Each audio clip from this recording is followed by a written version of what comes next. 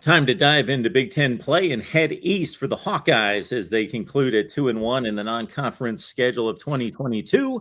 Welcome to Hawkeyes Live right here at the Voice of College Football with Corey Bratta, of course, from the Hawkeye of the Storm. If you don't know this, and I guess everyone's well informed, from the Hawkeye of the Storm, great place to be for Iowa football and basketball coverage.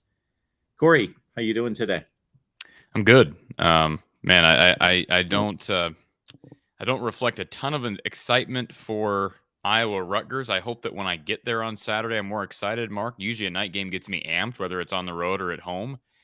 But there's something about this game that just doesn't really excite me. So I'm hoping our guest, we're going to have a Rutgers guest here in a few minutes. He can kind of liven my spirits. It's going to be a lot of defense. These are two good defenses, but two, as you know, very, I don't even say mediocre is not even a fair term.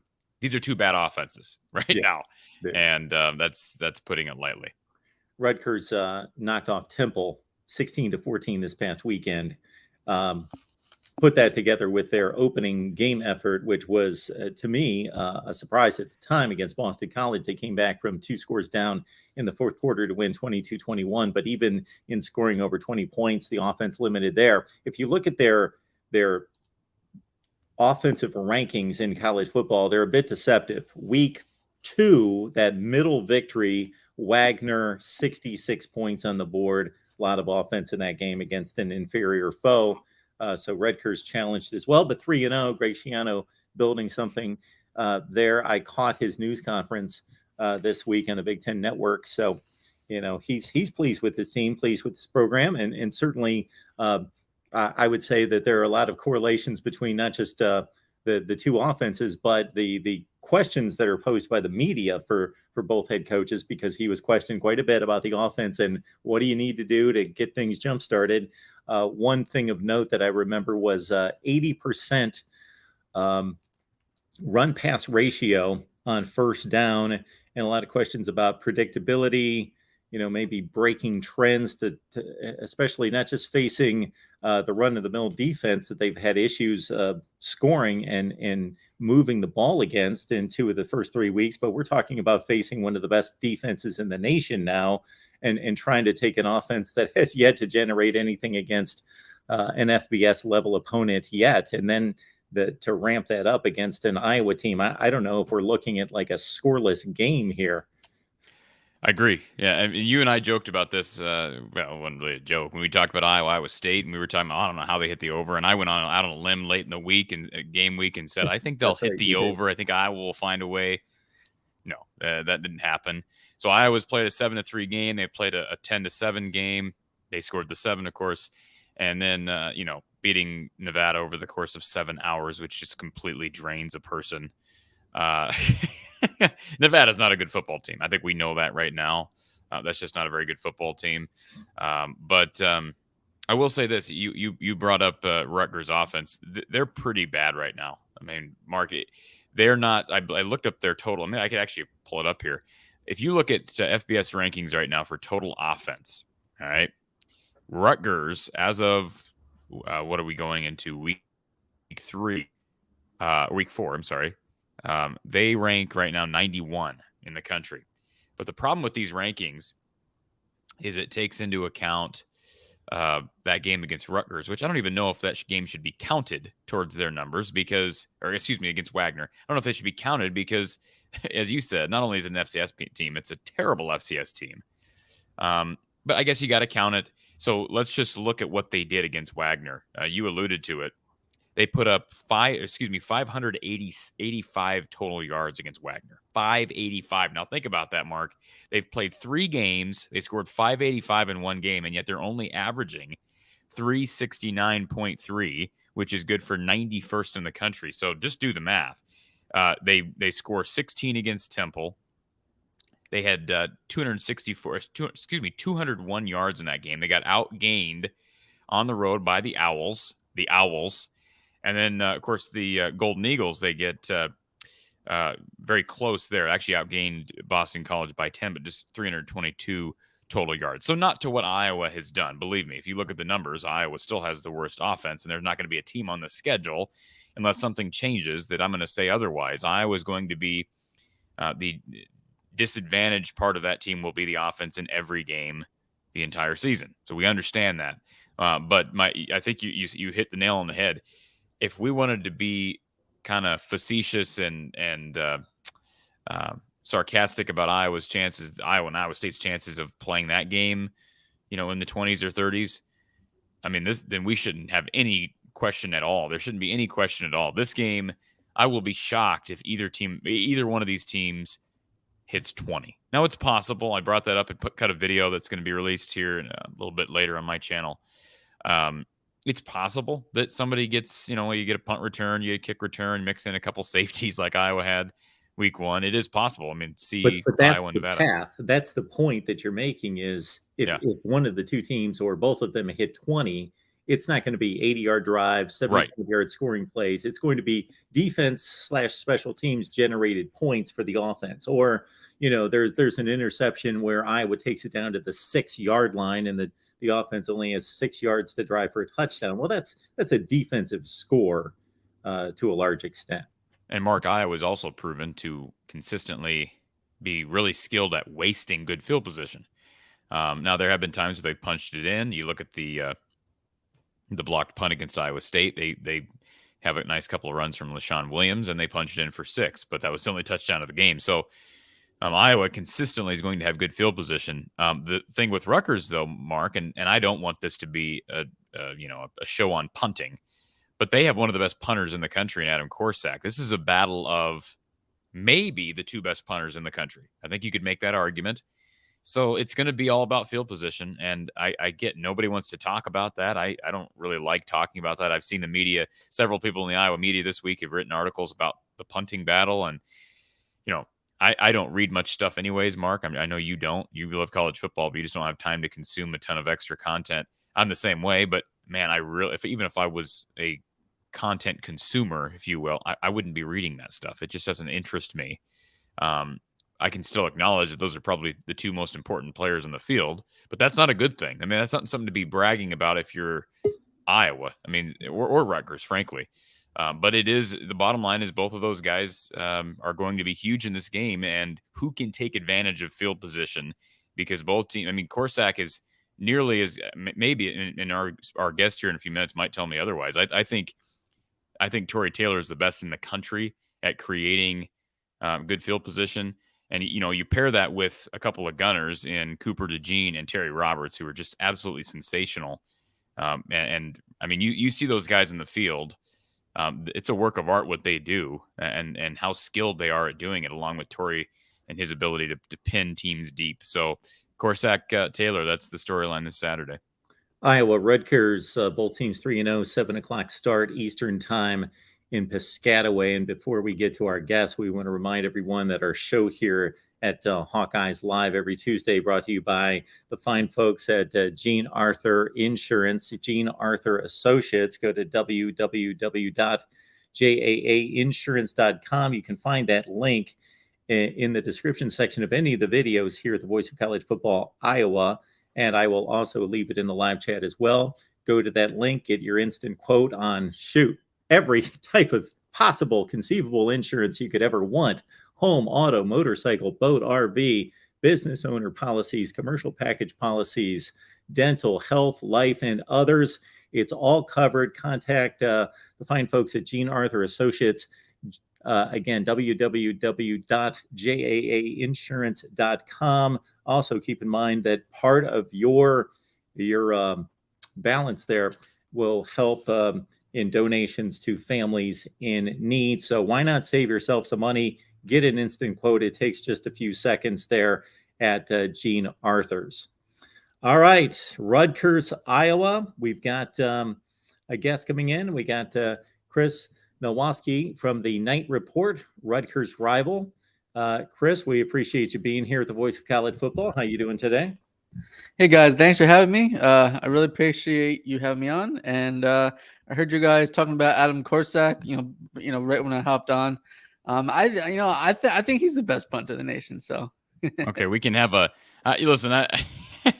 Marky, I don't have the strength to fight over who's got the better punter. Yeah, I may But have to separate you two. I'll place myself in the middle yeah, box what here a to separate you battle. two. We'll have a punting Let me battle between Rutgers and Iowa. We've got Brad Robbins, the great Michigan punter, being touted in the live chat as well.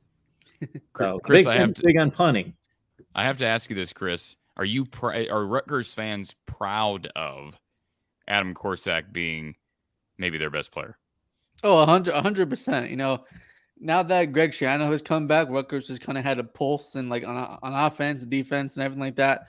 But a couple years ago, when Adam Korsak was the guy on the football team, he was the face of the football team, and he was pinning guys deep. And honestly, that was the best part of the game, for Rutgers at that point under Chris Ash a couple years ago. I personally, pound for pound, I think he's the best player on the team as well. And all the fans absolutely love him, and he loves Rutgers. He came back for he came back this year for his last year. He didn't need to, he didn't have to, but he applied, he came back, he loved Rutgers, and he still wanted to punt for Rutgers, and he's still phenomenal as always. I like to call him, I like to say he's a wizard. So like the way he kind of maneuver the ball and everything like that. So he's great. I have to ask you: is it true that we could be seeing a walk-on punter for Rutgers? Are they down Noah Vedral?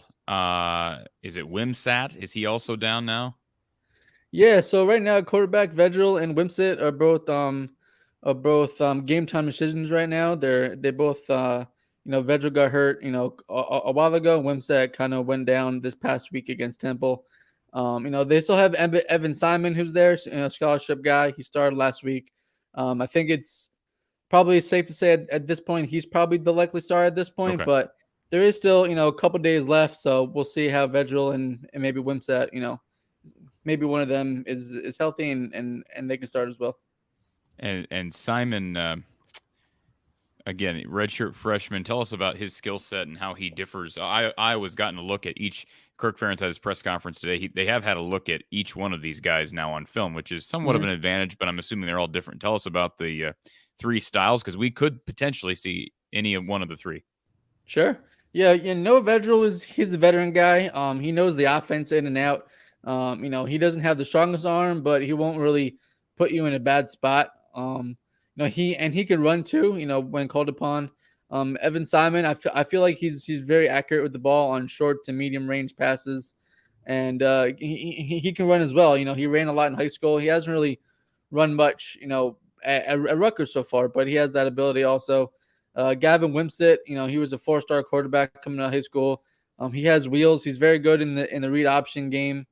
His arm strength is phenomenal. He threw a deep ball for a touchdown 2 weeks ago, and he barely used any strength to do it. Basically, I guess I can say. So, all three guys kind of different styles, but they all can run. So I guess possibly that's one common thing they have there. And is it again? Do I pronounce this kid's name correctly? Johnny Langan. Yeah. Is that correct at wide receiver? I guess you could call it a breakout game this past week against Temple, which by all accounts is a pretty good defense with 79 yards on 9 carries.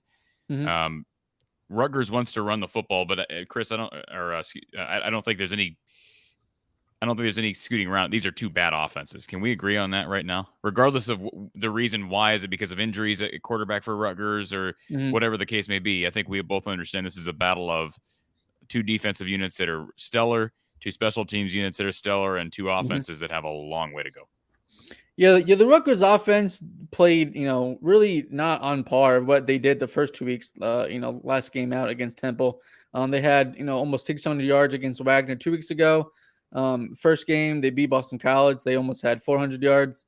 But last week, I don't know what the difference was. Nobody really kind of pinpoint why or what happened, but they really, played very poorly on offense. Going back to Johnny Langan, he's actually a tight end. I know you said a wide receiver, but he's really more than a tight end. He does everything.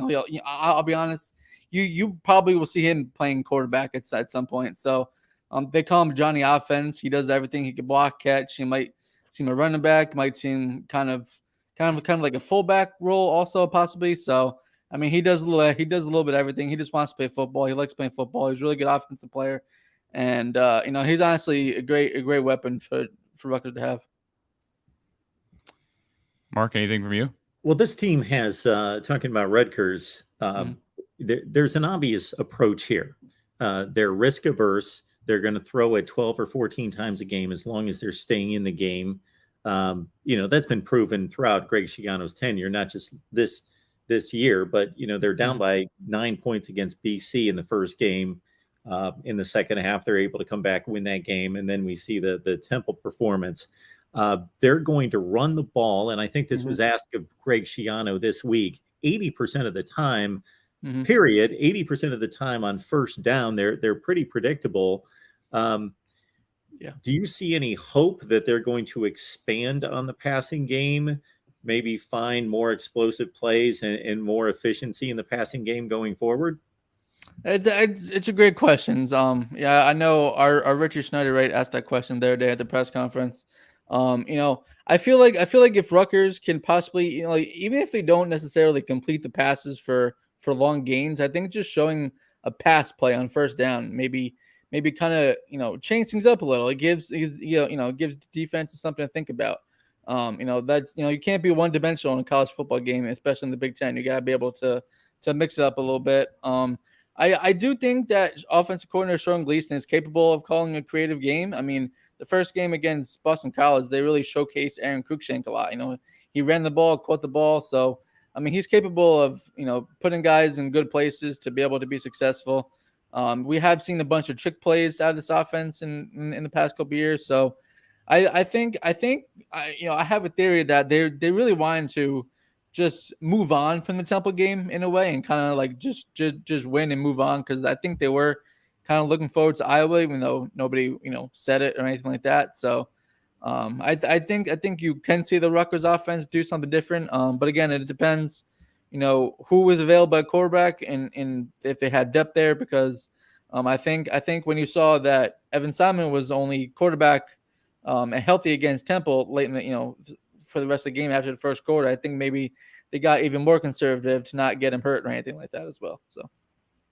Yeah, most of the worst passing offenses we see statistically in the country are obviously the three service academies. We see Iowa sixth worst in just looking at passing yards per game, and Rutgers isn't far behind, even with the big Wagner boost. So one last question for me is more of a program question, because I find this program fairly intriguing because what they achieved with Greg Schiano the first time around in the Big East, he comes back. They're decidedly better from what they were, losing 21 consecutive Big Ten games. He shows up on campus and boom, all of a sudden they're respectable. But there are limitations there. He made the comment, something to the effect that, we're on to something special here. He made that comment the other day. What do you think he and everyone in the program is reasonably shooting for, not just this season, but for Rutgers football? Sure. I think really the goal every year is just to make a bowl game.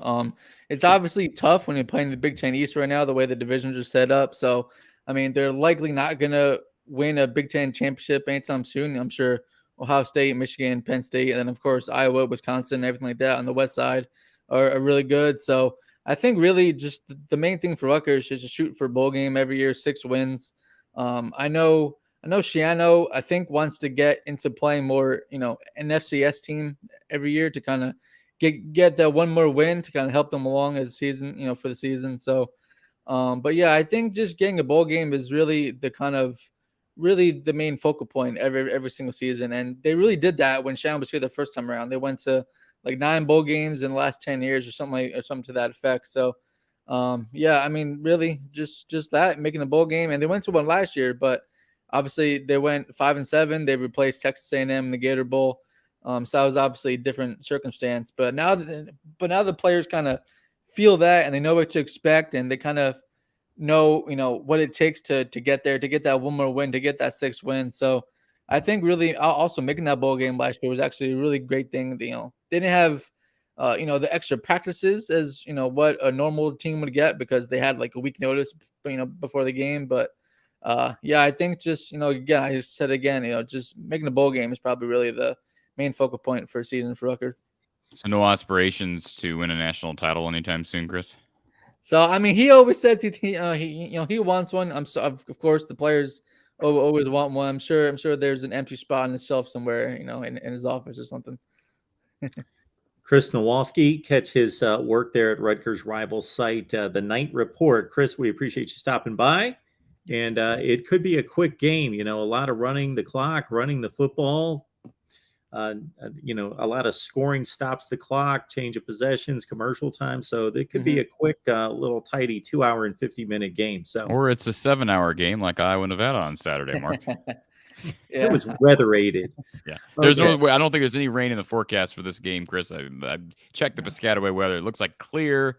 And I don't know why Fox thought this should be a night game, but it is. So I would assume the last question for me, Chris, are the students going to come out? I mean, how full will that stadium be on Saturday? So I actually did an article today, after practice. If you look on the ScarletKnights.com website for tickets, like every section is either sold out or have low amount of tickets to buy. So wow, I think and fans are the fans are going to be there, especially for a night game on Saturday night. The students are going to be there. So I think it honestly be a really good atmosphere.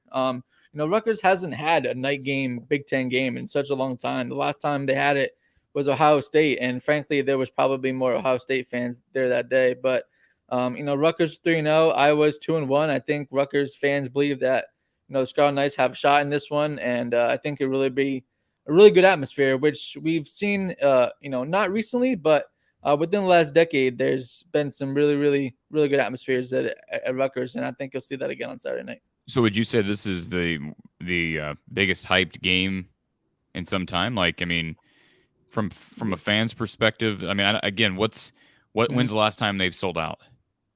Last time they sold out, I'm not sure when the last time they sold out was. Possibly 2012. Possibly, I'm gonna have to check on that. But wow, yeah, Rutgers really hasn't been good since 2014. So are we looking at a sellout?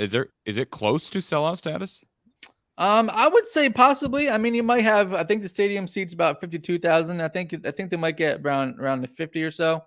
So wow. it'll be close. So all the Jersey guys they're all loud and raucous. So I'm sure they'll have an effect on the game at some point. And there'll be some Iowa fans out there. I know Nico Regani's got a ton of family out there because he's from the area. And listen, there should be Iowa's been recruiting the Hun school like there's no tomorrow. So they got Marco Lainez committed, and they've got.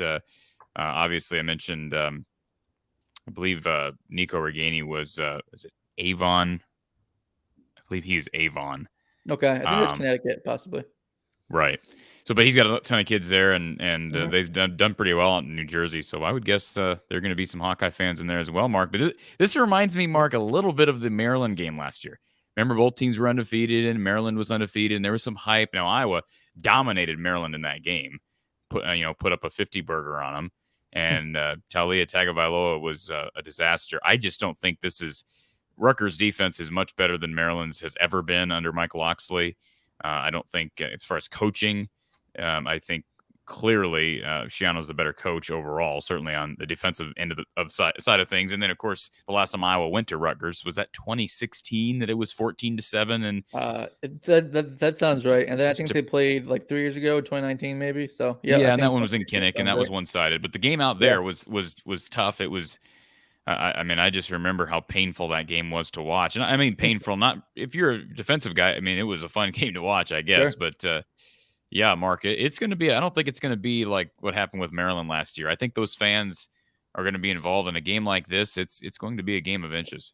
I'm trying to reason why the big push for a sellout. I heard Schiano talking about the fan support and so forth. So this Rutgers team obviously plays 4 big powers in the Big Ten East and play them every year. And because of the schedule, home and away, play 2 of them at home. It sounds like between it being a night game, Iowa not being a common opponent, being a big opponent, but also maybe a push because it's a big opponent that maybe there's a feeling that they can compete and possibly pull off an upset. Yeah, 100%. I think it all I think a big factor is Rutgers is 3-0 is 3-0 at this point. And a lot of I guess Jersey fans or Rutgers fans can be fair weather fans. I'm gonna get heat for that at some point, but if they win, they show up, and if they don't win, a lot of the diehards are only there really. So I honestly just think it will be a good atmosphere. A lot of the players say we're talking about how excited they are, but they also know, they have to control their emotions and, just play the play and everything like that. But yeah, I mean, Shiano wants to build this thing where, they're like any other Big Ten team where the fans travel to road games and they have, big crowds at home. And I think this is, the first game since Shiano has been back that it's going to be a really good atmosphere at night. And of course, night games always have a little bit, more juice than a 12 o'clock game too. So. Chris, we appreciate you stopping by. And once again, everybody, if you want to get prepped from the Rutgers side, go to the night report there on Rutgers Rivals. Chris, we appreciate you stopping by. Thanks, Chris. Thanks, guys. See you at the game Saturday. Appreciate it. Good stuff, The Mark. line on the game is 7.5. Hawkeyes by 7.5. The over-under, you want to take a shot? Say that again. I'm sorry. The over-under. Oh, I looked at I know it's 34.5, which is 34.5. Okay. Which is close to being the lowest over-under in college football history. The lowest over-under in college football history, I believe, what I saw according to Barstool was 34. It was tied for 34. Last year, Wisconsin was 34. Did not hit the over, was a push. And in 2000, I believe it was 15, Mizzou had a game that was 34 that actually hit the under. So this has a chance to see if it moves down to 34 or 33.5 to be the lowest over-under in the history of college football. Okay. Maybe we'll make that a poll question. We'll leave that here on the community page and make that a poll question. Over-under Iowa Rutgers 34.5. Iowa makes 2 of the top 3 lowest over-unders in history. That's not something. I don't think it's necessarily anything to be proud of, but it does have something to do with the defense. It does. Well. It absolutely does. And I did see. I believe what was the number? Let me find this stat that I guess I can throw out there. Let me just say this: Chris was a lot higher on Rutgers than I am on Iowa right now, and he's also a lot higher on Rutgers than I am on Rutgers. I don't, with all due respect to Chris, and he knows Rutgers football far better than I do. I have no faith in that offense at all. No. They've got 3 quarterbacks that, just what I know, they're all mediocre. None of them are healthy. Well, the one is Simon's healthy, right? But 2 of them are not healthy. They got a walk-on pushing Simon, so I don't, they haven't been able to run the football consistently. They try to run the football. I mean, they do run the football maybe better than Iowa does, but that's not saying much. And I would say the same thing about the Iowa-Nevada game. Like, I don't think we learned much of anything from that game. And we did, Mark, we did 2 post-game shows. I did a post-game show after the game. We did a post-game show Sunday night with Don. I did a weather delay show from the stadium on Saturday.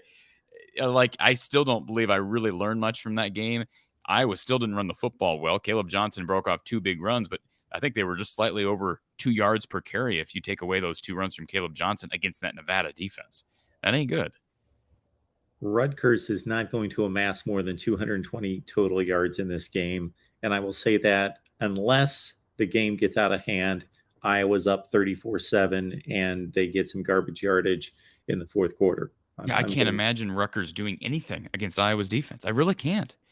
I can't either. It comes down to turnovers, right? It just comes. I mean, I would think it comes down to who takes care of the ball. Here we go, Corey. I'm going to look up the box because this came up when we did our off-season preview of this game. I'm going to look up the box score from the 2019 matchup because it is crazy how dominant Iowa's defense or putrid Rutgers offense was in this game. Rutgers threw for 47 yards, 10 of 27 passing for 2 picks, and they ran it 22 times for 78 yards. So they had 125 yards of total offense. Lost 30-0. Now, this is a better Rutgers team. Can we agree with that? It's a better defense than that team was. And this is a worse Iowa offense. Yeah, that was 1 year prior to Schiano. Yeah. Yeah. And for the record, I don't have any respect for what Pro Football Focus does for college. I don't even know who does these grades, but they've got Iowa in third place for the highest graded secondaries, one of the highest graded secondaries in the country. You and I have talked about this secondary maybe being the weak spot for Iowa's defense, and I don't think it's right now. It's not a weak spot at all. How about Cooper DeJean? Let's talk about something really positive. That kid is a future star, Mark. And I keep saying that every week. And that's not just what he did against Nevada, but every week he's making plays all over the field. There's been fans who have asked, why aren't we playing this kid on offense? And I'm starting to think like, man, he is a unique guy. And I've used the comparison with Rondale Moore to Arlen Bruce. You almost wonder if maybe Cooper DeJean's a better comparison to a Rondale Moore. Just his he's not a big guy. He's obviously undersized, but he's got quickness. He's physical. Like Rondale Moore, people don't realize that kid was physical. He wasn't just a good receiver. He was a physical guy. And I don't know. Cooper DeJean played. I mean, he was an athlete all over the football field on both sides of the ball in high school. So I don't know. Iowa has gotten healthier at wide receiver. Brody Brecht got some action. Some significant action. They took a lot of shots this past Saturday, which we've been waiting for. Reganey's back healthy. It sounds like Keegan Johnson now had a setback, and so he may not play this Saturday, which is not good. They are healthier at wide receiver than they were the first 2 weeks. So I don't know. I hate to see Xavier Wampa's red shirt being burned as a gunner on special teams, and I also hate to think, man, what could Cooper DeJean do on offense? Because that kid's got some serious talent, and he is listed now as your backup punt returner and your backup kick returner, in addition to being your starting cash guy and a backup cornerback. So he's being played all over the football field, Mark, besides on offense. Yes, which Michael says it's just not going to happen. Doesn't give a reason why, but just not going to happen. Well, I'm not predicting it's going to happen. I don't think I said that. I'm just saying, Michael, that if I was making decisions, I would at least consider that, especially when my wide receiving core has not only, first of all, even when this wide receiving core gets healthy, Mark, we thought it was still a weakness. I never perceived this to be a strength, especially after losing Charlie Jones to the portal.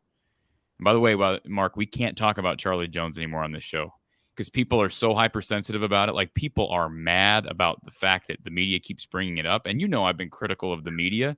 I have no problem bringing up Charlie Jones' numbers. Why is that off limits? Why are we over talking Charlie Jones? To me, isn't it relative to what the struggles are on offense right now and in general? But fans do not want to hear us talk about Charlie Jones anymore, and I just I'll liken it to another wide receiver transfer here in recent years. But so it's an apt comparison on one end. On the other end, it's the complete antithesis. So Ohio State had such a wide receiver room that they lost Jamison Williams a couple of years ago to Alabama because he couldn't get on the field at Ohio State. He goes to Alabama, catches like 100 balls for a zillion yards and 18 touchdowns or whatever, as a crazy year.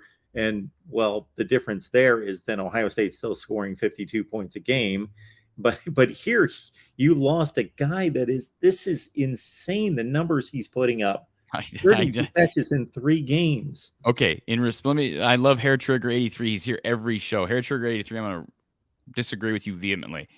My issue bringing up Charlie is it doesn't matter. It does matter. Yes. The more he goes off, the more the Iowa offense and the Iowa coaching staff looks bad. And if there's anything that's going to ignite change, it might just be how embarrassing this gets. And the more Charlie goes off, the more embarrassing it gets. That's how I look at it. And absolutely, we already had this hunch that Charlie was a lot better than he was proven to be on offense at Iowa. And I'm just saying, I'm rooting for him to go off, not necessarily even because of that, because I want Iowa to look bad. I also root for anybody who's a former Hawkeye. And he made a decision that was best for him. And I root for him. I think it's cool to see what he's doing. And it also makes you, it reiterates the notion that Iowa doesn't utilize talent. And I think it also narrows our focus, Hair Trigger. It's not just a matter of, because we've wondered, is it recruiting? Is it evaluating? Is it development? I think some of it's recruiting, but this is a perfect example, Mark, where maybe it's not recruiting so much because they identified Charlie Jones from Buffalo and got him to come to Iowa. All right. The problem is they didn't know how to use him once he got here. So at least we're kind of maybe helping. We're starting to figure out, okay, where are the primary issues? Where do those primary issues lie? Isn't that a fair way of reasoning this out, Mark? Absolutely. You're talking about the worst offense in the conference, one of the worst in the nation. Just not by any stretch can anybody argue that this offense is not underperforming by leaps and bounds. It's atrocious. And you have a player who showed flashes. Obvious was one of the top players in the nation in the return game, but he moves on as a wide receiver to a team in your division, and he is completely tearing it up. I watched the second half of that Purdue Syracuse game, and my goodness, he and Aiden O'Connell almost single-handedly won that game between the two of them. Now, of course, you can also say in regards to scheme, development, those things not being there, just Aiden O'Connell is just so good compared to Spencer Petras that he's going to get those guys the football. To watch him sling the ball around, right? It's a different game. And the thing is we've talked about how fans like to bring up, well, Purdue's losing. It does have nothing, totally irrelevant. It's completely irrelevant to the topic we're discussing. So, but besides that, it's not just Charlie Jones. It's also George Kittle. Now, George Kittle fought injury issues, but he goes to the league and sets all kinds of. I mean, the dude went to the league and set records in the league at tight end. Noah Fant, first round draft pick, but he was underutilized here. I don't think there's any question about it. And we're not, so it's not just picking on Brian. And it's not, this is something that Iowa needs to work on, right? It's a ability to develop guys and utilize talent. And, I will say this, if there's one positive thing to look at, it's that Iowa does have an offensive mind right now as an analyst in John Budmeyer. Now, so far, we're not really seeing any positive effects from that hire. I would venture to say quarterback play has not been any better than it was last year. And the offense has been far worse. But the point is, sometimes those analysts, you'd think John Budmeyer would be the type of guy, Mark, who could say, I'm just using Cooper DeJean as an example, but like John Budmeyer could look at his skill set and say, hey, this is how we could use him. It doesn't mean we're switching him to offense, but it means we have a package of 3 plays ready per game where we bring Cooper in. Mark, is that unreasonable? I guarantee you Don Patterson would agree with this. I've talked to Don off the record about this. There's nothing wrong with having a package of plays for a specific player available. I remember back in 2016 when Desmond King returned, when he should have went to the league the year before, probably would have been drafted much higher, ends up coming back. Iowa struggles in 2016, and Iowa's offense was atrocious. Remember, they had problems with injury at wide receiver that year. They were down to Riley McCarron as their number one receiver, who was a decent slot receiver, but he should never be your number one guy, kind of similar to what Iowa had this year first few games. But Matt Vandenberg had broken his foot that year, and there was serious talk amongst fans and even some of the media, why not use Desmond King as a receiver? And I've had talks with Don Patterson, who's a former offensive coach, and some people would say, well, he's outdated. He's an older guy. Don Patterson, I remember telling me that he wouldn't have minded seeing Desmond King running a couple plays, having a couple plays ready for Desmond King in 2016, because that shows, first of all, that gives the defense something to think about, right? You just trot him out in the field. He could be a decoy, Mark, and that's going to throw that defense for a loop, at least for that one play. Why not utilize stuff like that? You could do the same thing with Xavier Wampa. Iowa's offense is so bad, Mark, that you've got to be creative and you've got to use imagination. And I have no issue with that line of reasoning. You've got some guys on defense that are special. And Mark, they've got too many guys. They got more guys than they can play. Like, that's the issue too right now. Jamari Harris is out with injury. What happens when he comes back? This Cooper DeJean, I assume they just play him at cash because he's been playing a lot at corner. But they've also got Riley Moss. They've got Terry Roberts, who's been sensational. Justin Jacobs is coming back. We've seen Cooper DeJean on the field more since Jacobs has went out, and they've been going more cash. What happens when he comes back? He was on the what's the linebacker award watch list? Now I can't think of the Nagurski award watch list. So my point is, they've got a lot of talented guys on TJ Hall. TJ Hall's dad was a terrific wide receiver for Coach Patterson at Western Illinois. This kid's got great hands. He's 6'1", 6'2". I'm just saying, be creative. And I think they've got some personalities. Even LeVar Woods has proven on special teams to be a guy who's willing to be creative. Use the personnel you have to be creative, Mark, especially in games like this against Rutgers where points are going to be hard. It's going to be hard to line up there, Mark, and run the football between the tackles. It's just going to be hard. It's a good Rutgers defense, a good Rutgers run defense, and a subpar Iowa offense. We understand that. So you're going to have to, you cannot go into this game and be predictable. Now, they may be able to go in this game and be predictable, Mark, and win 10-7.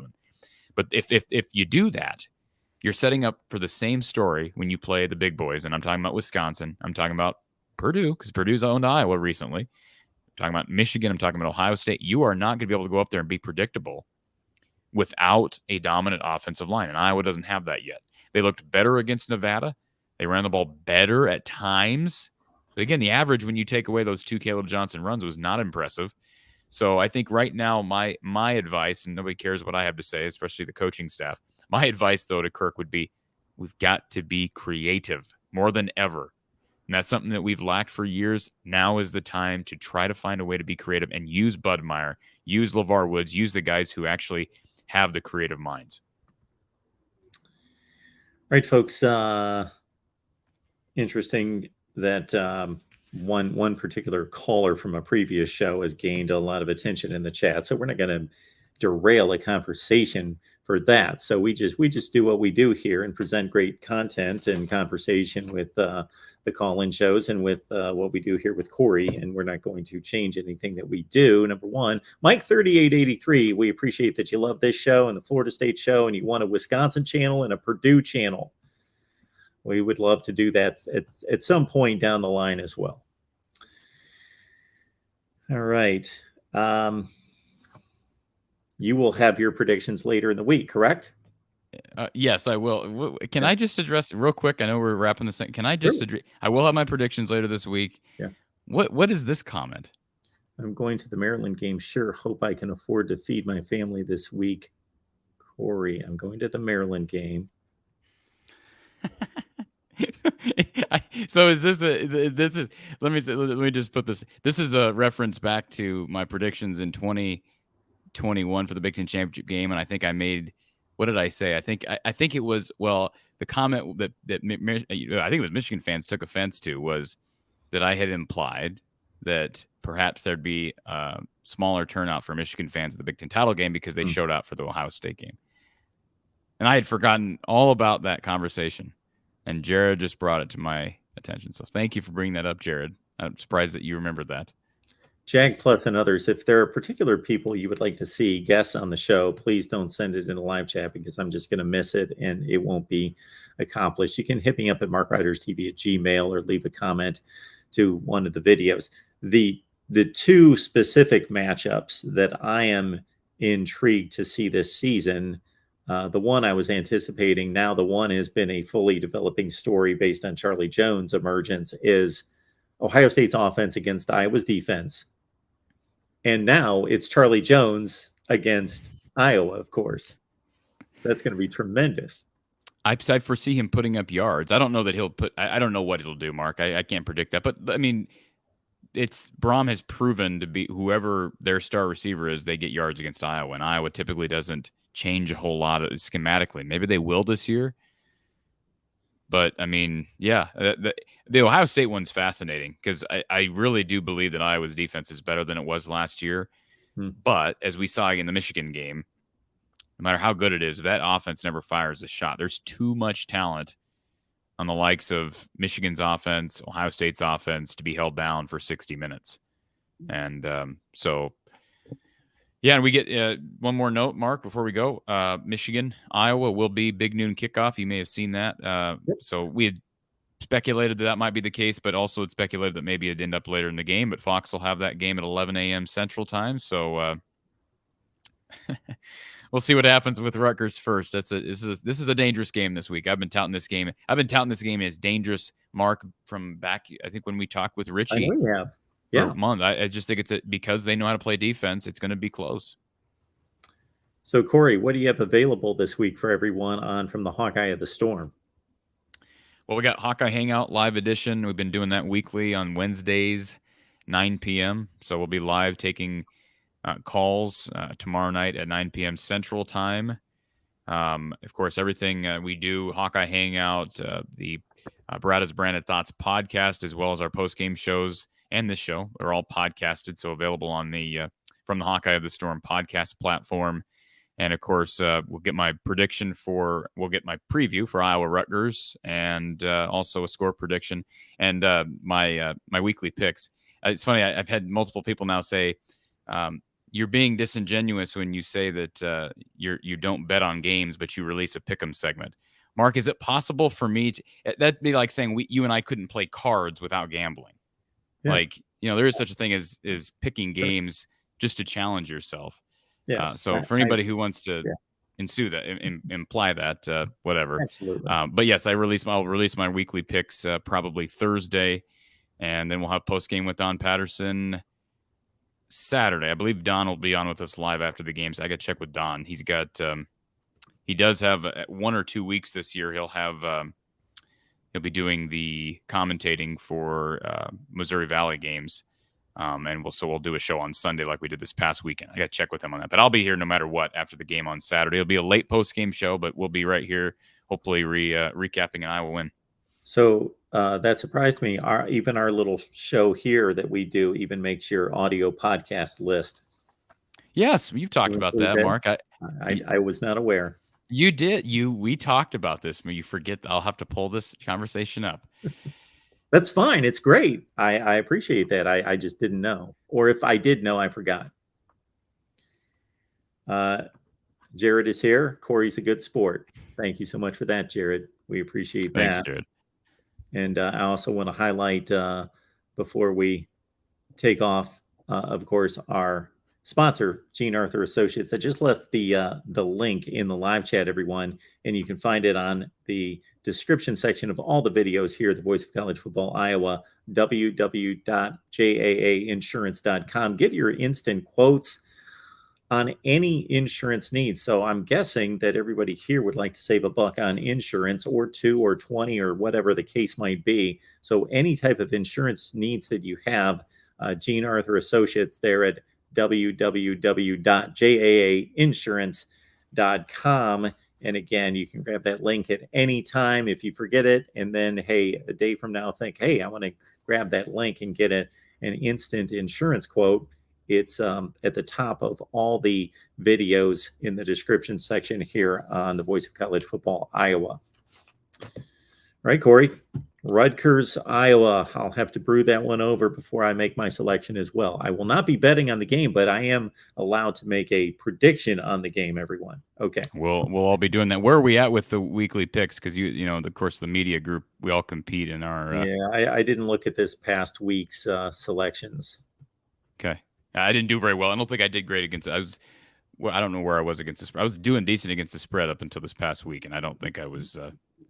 My numbers I don't know what my record is. It's not very good in our little 12-pack. I am against the spread 34, and it's not real good. 34 and 29. That's what, 55%, maybe. That's against the spread? I hope to do like 60%. That's always the goal. Yeah. Appreciate it, Mark. Right, folks. We'll talk next Tuesday. Sounds good.